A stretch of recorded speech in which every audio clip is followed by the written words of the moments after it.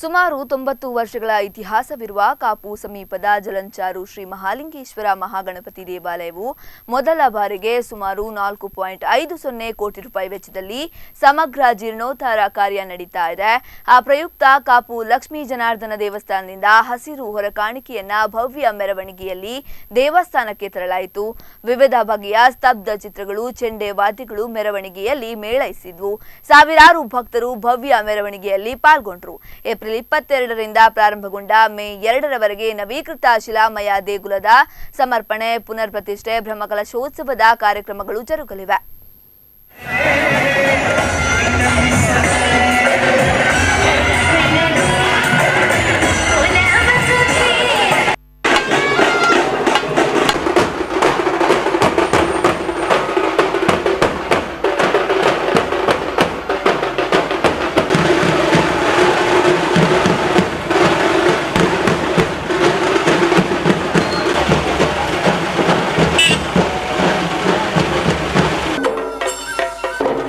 ದೇವರ ಸಮಗ್ರ ಜೀರ್ಣೋದ್ಧಾರ ಕಾರ್ಯವು ಈಗ ಜರುಗಿದ್ದು, ಇವತ್ತು ಎಲ್ಲ ಸಮಸ್ತ ನಾಗರಿಕ ಬಂಧುಗಳ ಹಾಗೂ ಸಮಸ್ತ ಭಕ್ತಾಭಿಮಾನಿಗಳ ಪರವಾಗಿ ಹೊರೆಕಾಣಿಕೆಯನ್ನು ಬಹಳ ವಿಜೃಂಭಣೆಯಿಂದ ಲಕ್ಷ್ಮೀ ಜನಾರ್ದನ ದೇವಸ್ಥಾನ ಕಾಪು ಇಲ್ಲಿಂದ ಮೆರವಣಿಗೆಯಲ್ಲಿ ಬಹಳ ವಿಜೃಂಭಣೆಯಿಂದ ತರಲಾಗಿದೆ.